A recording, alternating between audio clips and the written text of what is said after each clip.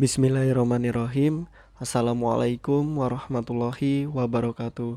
Selamat datang di channel Sahabat Luar Biasa. Channelnya orang-orang luar biasa.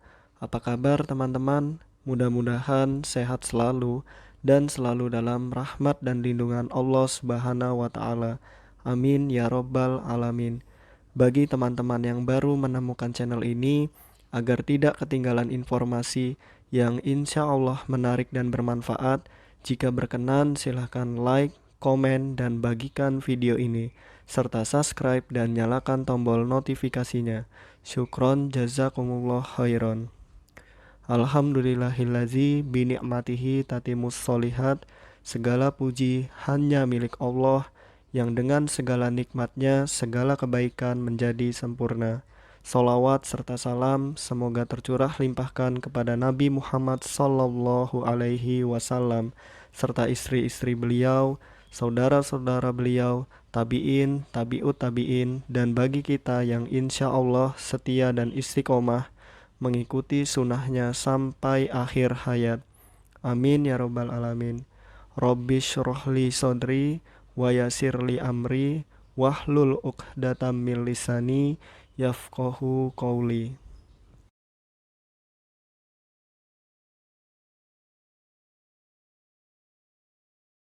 Baik teman-teman, kita masuk ke asesmen. Nah, asesmen ya. Setelah identifikasi, kita masuk ke asesmen. Apa itu asesmen? Kita awali dengan definisinya dulu ya teman-teman. Asesmen merupakan bagian kedua terpenting. Nah, jadi asesmen bukan bagian pertama ya. Bagian kedua terpenting dalam pendidikan khusus. Nah, di sini dalam konteks pendidikan khusus atau pendidikan luar biasa ya. Setelah identifikasi. Nah, jadi pasti identifikasi dulu ya teman-teman, baru asesmen. Jadi asesmen ini bagian kedua terpenting dalam pendidikan khusus setelah identifikasi dan sebelum pembuatan program layanan khusus. Nah, jadi asesmen ini sebelum pembuatan program. Jadi kita harus melaksanakan asesmen terlebih dahulu. Oke, selanjutnya apabila seseorang akan melaksanakan asesmen, nah maka terlebih dahulu ia harus melaksanakan identifikasi. Nah, ini jangan sampai terlompat ya teman-teman, tiba-tiba langsung asesmen, tapi kita belum melaksanakan identifikasi. Jadi yang tepat itu kita melaksanakan identifikasi terlebih dahulu, lalu baru berikutnya kita bisa melaksanakan asesmen. Nah, hal ini merujuk pada pendapat Lewis dan Dorlat tahun 1989 dalam Yosvan Aslandi tahun 2005 yang menyatakan bahwa identifikasi merupakan kegiatan awal yang mendahului asesmen. Nah, lagi-lagi ya teman-teman, kita perlu benar-benar memahami konsep dasar ini. Konsep dasar dalam pendidikan khusus atau pendidikan luar biasa. Bagian yang pertama yaitu identifikasi, lalu asesmen, seperti itu. Lalu kegiatan asesmen biasanya dilakukan oleh tenaga profesional, yaitu mereka yang memiliki kualifikasi, kompetensi, dan kewenangan khusus untuk itu. Nah, siapa dia? Nah, diantaranya adalah psikolog, ortopedagog, dokter, terapis, dan ahli lain. Nah, psikolog mungkin teman-teman sudah tahu ya. Nah, ortopedagog ini harus tahu ya teman-teman apa itu ortopedagog. Silakan tuliskan di kolom komentar apa ini ortopedagog. Lalu dokter dan terapis dan ahli lain. Lalu dengan asesmen akan diketahui. Nah, melalui asesmen kita akan tahu nih apa kelemahan, kesulitan, permasalahan, kebutuhan, kekuatan, potensi, kemampuan, dan kelebihan anak serta layanan khusus yang diperlukan untuk mengatasi hal tersebut. Nah, jadi komplit banget ya teman-teman kalau udah kita melaksanakan asesmen, intinya dari mulai kelebihan, kekurangan, serta kebutuhan dari anak itu sendiri. Intinya kita benar-benar harus ketika kita sudah kenal tadi identifikasi, kita harus tahu nih kelemahan dia apa, kesulitan dia apa, permasalahannya apa sih, nah, kebutuhannya apa. Lalu selain itu kita pun harus tahu kekuatan, potensi, kemampuan, dan kelebihan karena di balik kekurangan pasti ada kelebihan. Itu sudah pasti ya teman-teman karena Allah itu adil menciptakan sesuatu ada kurang, ada lebih. Seperti itu. Oke, lalu ada asesmen, pengertian asesmen menurut para ahli. Yang pertama menurut Lerner tahun 1988 dalam Pat Monodewo tahun 2001.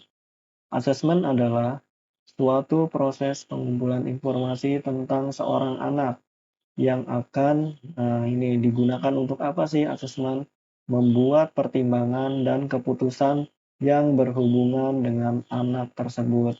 Nah, dalam konteks pendidikan yaitu pertimbangan keputusan berhubungan dengan anak tersebut yakni pembelajaran. Dalam konteks pembelajaran, jadi kita harus tahu dulu nih kemampuan, ketidakmampuan dan kebutuhan dari anak tersebut sebelum kita memberikan pembelajaran kepada anak tersebut.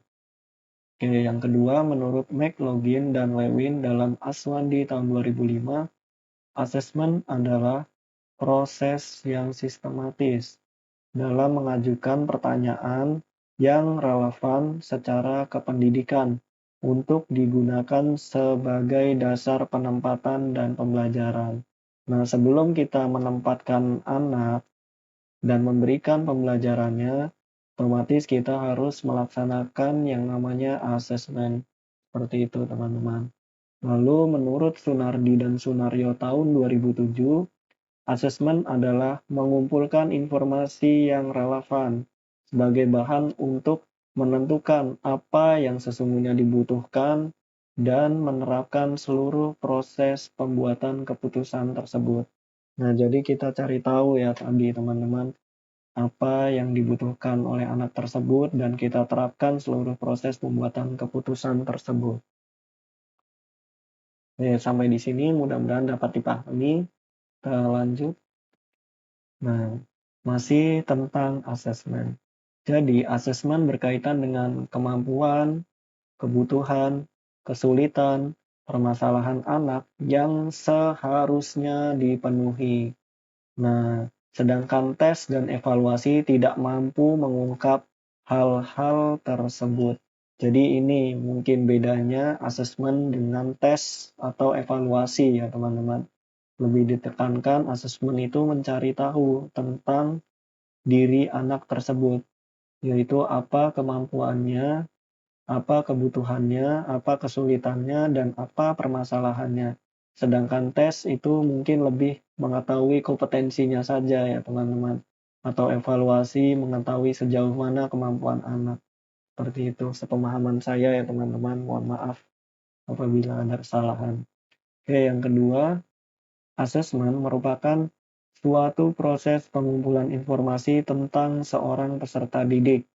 Nah, ini yang akan digunakan untuk apa? Membuat pertimbangan dan keputusan yang berhubungan dengan peserta didik tersebut. Nah, jadi misalnya kita memiliki peserta didik si A. Nah, kita kumpulkan nih informasi tentang si A tersebut, baik itu kemampuan, kebutuhan, kesulitan, atau permasalahan dari si A itu.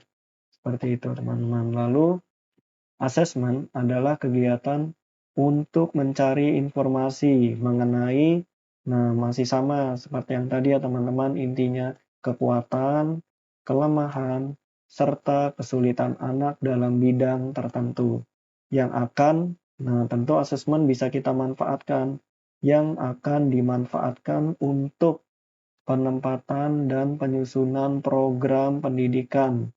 Nah, sebelum menyusun program atau RPP atau intinya program pendidikan ya teman-teman atau layanan bantuan yang akan diberikan agar program pendidikan atau layanan bantuan yang diberikan itu tepat sasaran, tepat sesuai dengan kemampuannya, kebutuhannya, kesulitannya, serta permasalahannya.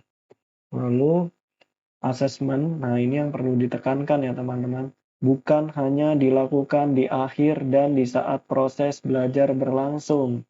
Nah, jadi bukan hanya di awal, nah bukan hanya di akhir, tetapi jauh sebelum proses belajar itu terjadi. Nah, jadi sebelum proses pembelajaran, belajar mengajar, itu kita harus sudah melaksanakan asesmen yang telah dilakukan dan proses ini akan terus bergulir tanpa henti. Nah, jadi terus karena perkembangan dan pertumbuhan anak kan bergulir terus ya, berubah-berubah, tidak berhenti sampai meninggal. Nah, jadi selama itu kita pun mengasesmen juga. Nah, jadi kita tahu pertumbuhan dan perkembangan dan kebutuhan dari si anak tersebut. Oke, lanjut ya teman-teman. Nah, lalu kita masuk ke tujuan asesmen. Nah, tujuan asesmen adalah ini untuk memperoleh informasi yang dapat digunakan sebagai bahan pertimbangan dalam merencanakan program pembelajaran bagi anak berkelainan atau bermasalah atau anak berkebutuhan khusus. Nah, jadi kita gunakan asesmen ini sebagai bahan pertimbangan dalam merencanakan program pembelajaran ya teman-teman, khususnya dalam konteks ini yaitu ABK. Lalu tujuan utama dari asesmen adalah, nah ini masih tujuannya teman-teman. Nah, sama di sini memperoleh informasi yang dapat digunakan sebagai bahan pertimbangan dalam merencanakan program. Nah, lagi-lagi ya teman-teman, untuk merencanakan program pembelajaran. Nah, bagi peserta didik yang bersangkutan. Nah, seperti itu. Sementara itu, dilihat dari tujuannya adalah untuk melihat kebutuhan khusus peserta didik dalam rangka, nah ini pasti ya teman-teman, lagi-lagi untuk apa, yaitu lagi-lagi nih untuk penyusunan program pembelajaran. Jadi dari mana kita menyusun program pembelajaran? Ya itu sudah pasti dari hasil asesmen. Nah, sehingga dapat melakukan intervensi pembelajaran secara tepat.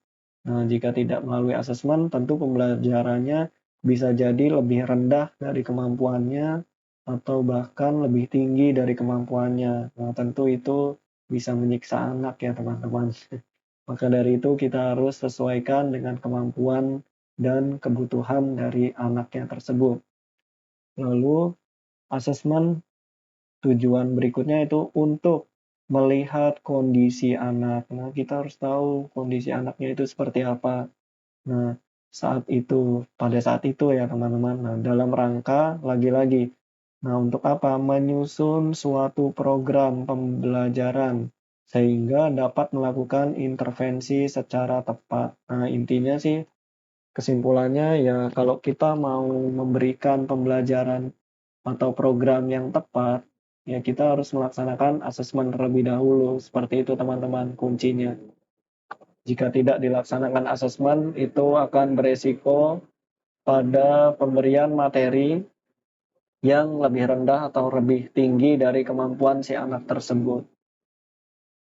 Nah, lalu ini konsep 4 pertanyaan dalam asesmen ya teman-teman, yang harus ada di benak kita, khususnya terlebih lagi bagi seorang guru. Nah, di dalam asesmen terdapat 4 aspek pertanyaan penting. Nah, yang harus diungkap. Nah, ini harus diungkap ya teman-teman, harus terjawab. Nah, terkait dengan kondisi seorang individu. Nah, yang pertama, kemampuan atau keterampilan apa yang sudah dimiliki. Nah, jadi kemampuan atau keterampilan apa yang sudah anak miliki. Lalu yang kedua, hambatan atau kesulitan apa yang dia alami. Kita harus tahu. Lalu yang ketiga, mengapa hambatan atau kesulitan itu dialami. Nah, lalu keempat, kebutuhan-kebutuhan dalam hal pendidikan dan belajar apa yang seharusnya dipenuhi. Nah, misalnya contoh saja ya, kita memiliki seorang murid bernama David. Nah, kita harus tahu nih kemampuan dan keterampilan apa yang sudah David miliki. Nah, lalu yang kedua, hambatan atau kesulitan apa yang David alami.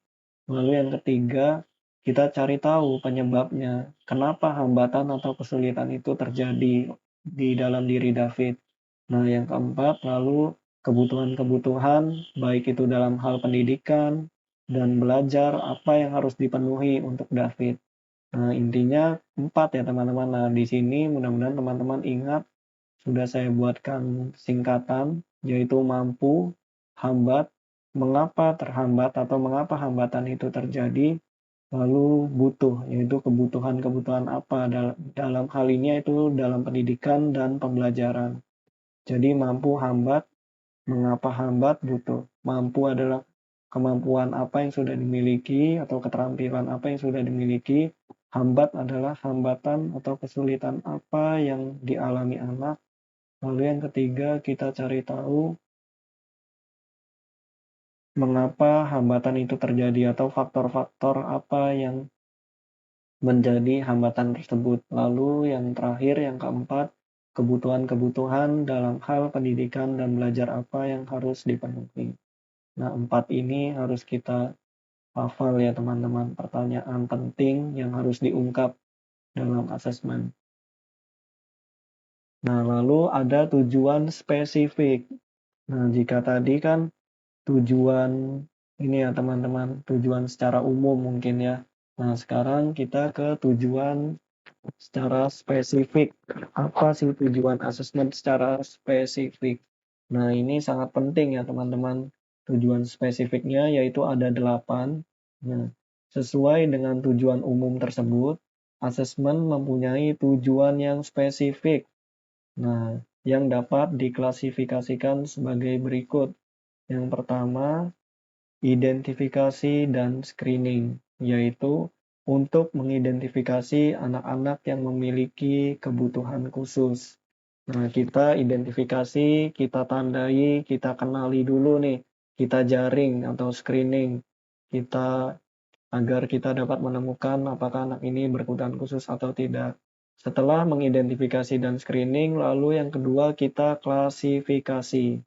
Nah, untuk mengklasifikasikan jenis dan berat atau ringannya kebutuhan khusus anak yang bersangkutan. Nah, jadi di dalam asesmen kita bisa mengklasifikasikan.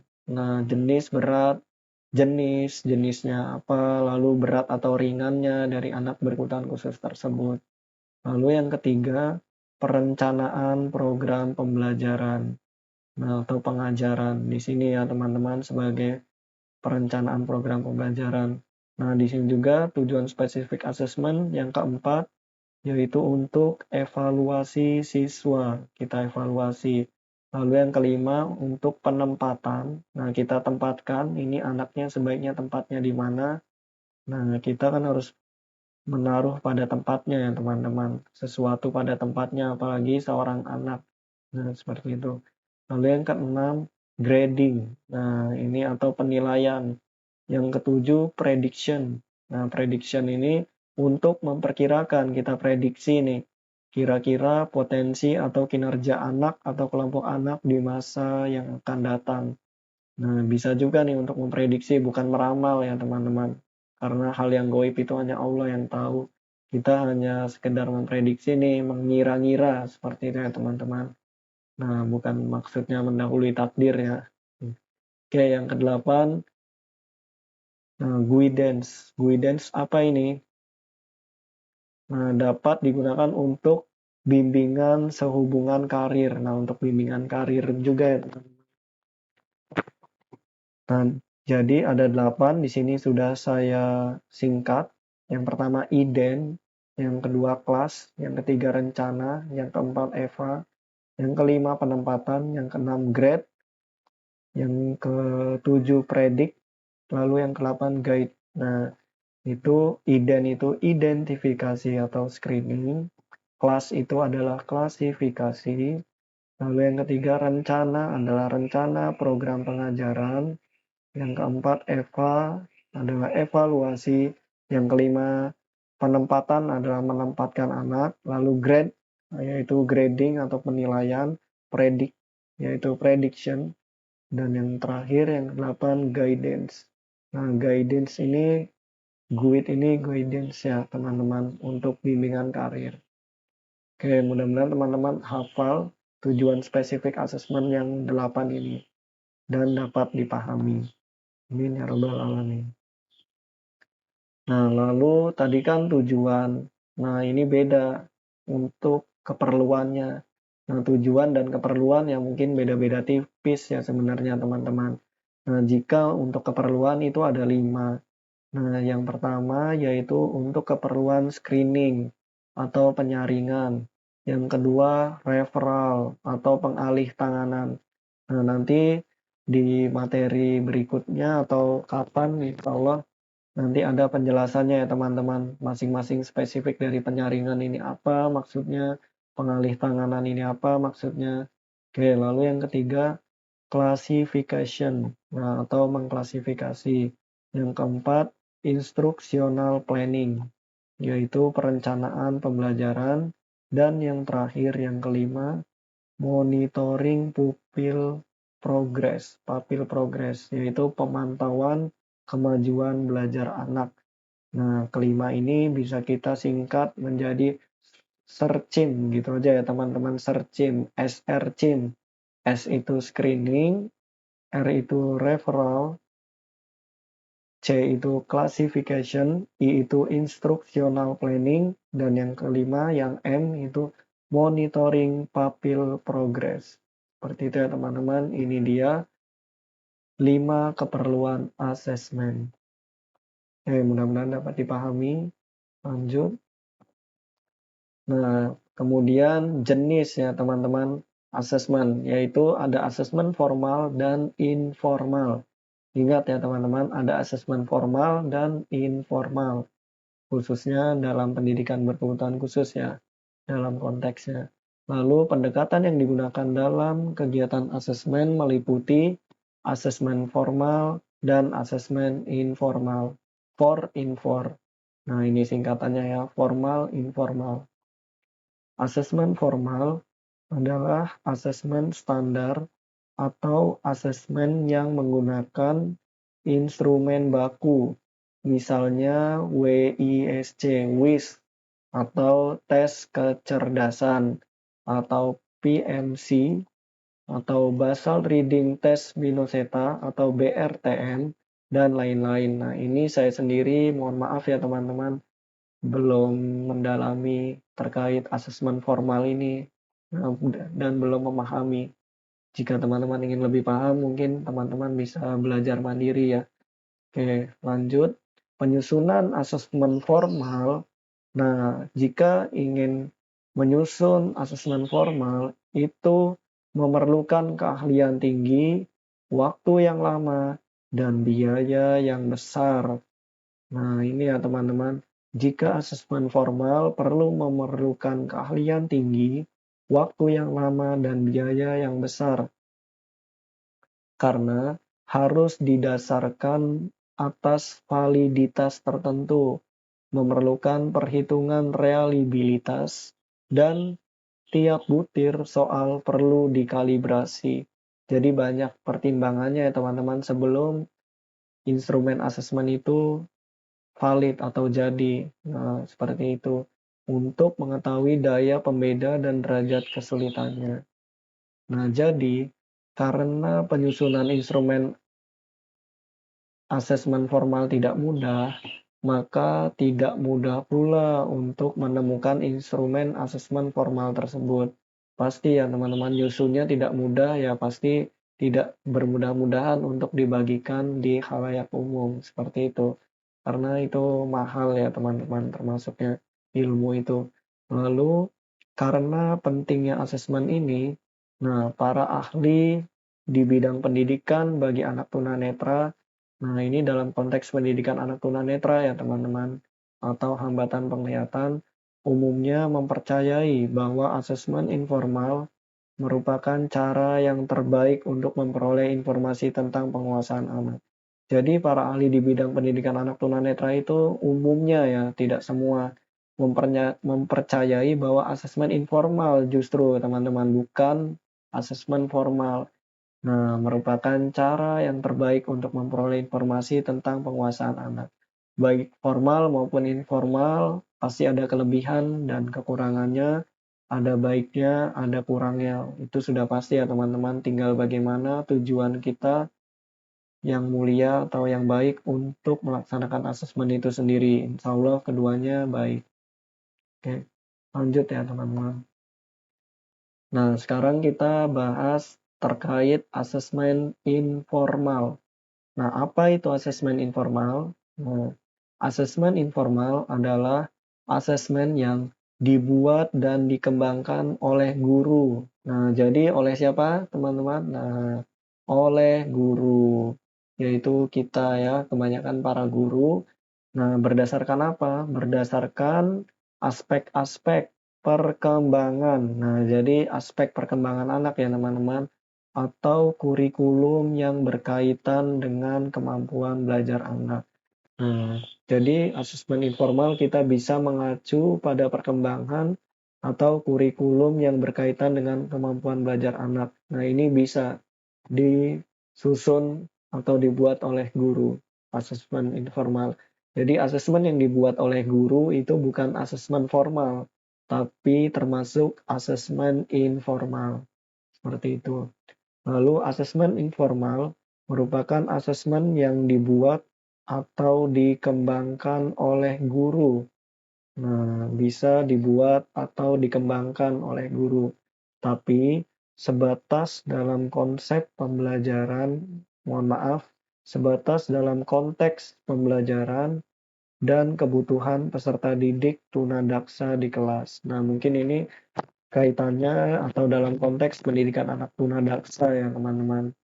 Jadi, guru bisa membuat atau mengembangkan asesmen informal ini sebatas dalam konteks pembelajaran atau kebutuhan peserta didik. Seperti itu. Nah, lalu bagaimana caranya guru melakukan atau dalam melakukan asesmen informal? Nah, seperti ini teman-teman.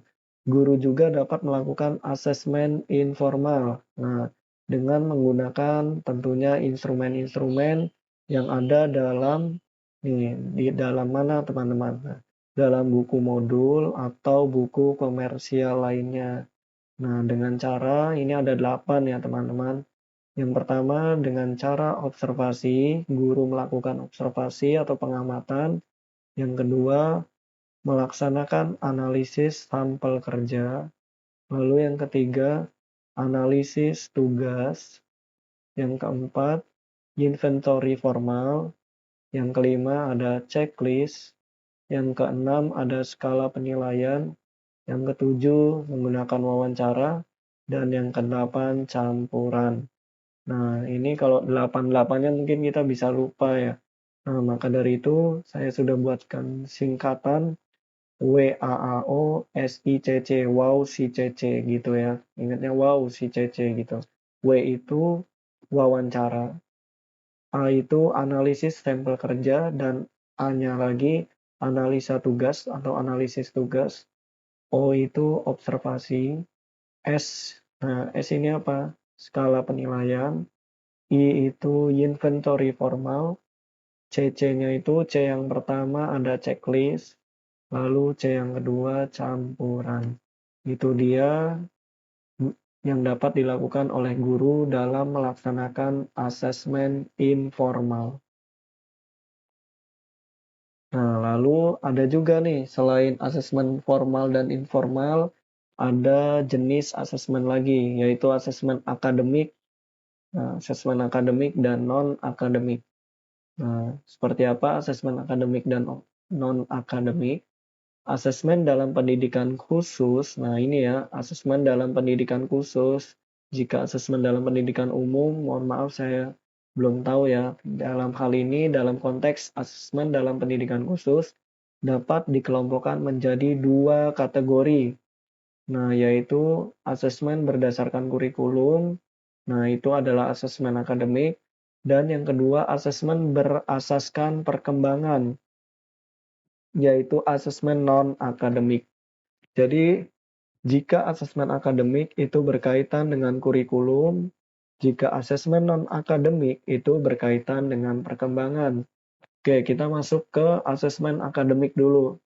Nah, jika asesmen akademik itu berkaitan dengan apa sih? Nah, intinya asesmen akademik sekurang-kurangnya atau minimal, ini ya, sekurang-kurangnya meliputi 3 aspek, yaitu kemampuan calistung, yaitu membaca, menulis, dan berhitung. Seperti itu, insya Allah ingat ya teman-teman, ini yang akademik. Nah, kemudian kita lebih spesifik lagi nih, selanjutnya asesmen menulis. Nah, dalam melaksanakan asesmen menulis, yang pertama kita cari tahu dulu nih posisi duduk, sudah betul atau belum. Nah, lalu posisi kertas. Nah, bagaimana dia memposisikan kertas. Lalu yang ketiga, bagaimana kondisi dia ketika memegang pensil atau alat tulis. Nah, lalu yang keempat, bentuk ukuran spasi. Nah, maksudnya jarak antar huruf dan antar kata itu jaraknya seperti apa? Apakah tepat atau tidak? Lalu ketepatan pada garis. Nah, ini kan ada ya yang garisnya keluar-keluar garis atau kemana-mana. Lalu kualitas garis. Nah, ada 6 ya, teman-teman, asesmen menulis. Di sini sudah saya singkat: duk, tas, megang spasi, baris, kualitas garis. Duk itu duduk, posisi duduk. Tas itu posisi kertas. Memegang itu memegang pensil atau alat tulis. Spasi itu bentuk ukuran spasi, baik itu antar huruf atau antar kata. Lalu baris itu ketepatan garis ya teman-teman, bukan baris yang di Perancis. Nah, oke, seperti itu. Lalu bagaimana kualitas garis tersebut? Mudah-mudahan asesmen menulis ini dapat dipahami. Oke, lanjut ya teman-teman. Nah, lalu ada asesmen matematika. Nah, bagaimana asesmen matematika? Ya tentunya hitung-hitungan ya teman-teman. Biasanya oke. Asesmen kesiapan belajar matematika biasa, nah, mendeskripsikan beberapa konsep yang mendasari kesiapan dalam memahami konsep kuantitatif. Ini mohon maaf typo ya, kuantitatif. Nah, yang betul adalah kuantitatif, yaitu berkaitan dengan angka ya teman-teman. Yaitu pemahaman tentang di sini ada 4. Yang pertama klasifikasi, yang kedua urutan dan seriasi, yang ketiga korespondensi, dan yang keempat konservasi. Nah, untuk mengingatnya, di sini sudah saya buat singkatan: kelas, urut, respon, dan konser. Kelas itu klasifikasi, urut itu urutan dan seriasi, respon itu korespondensi, dan yang keempat konservasi.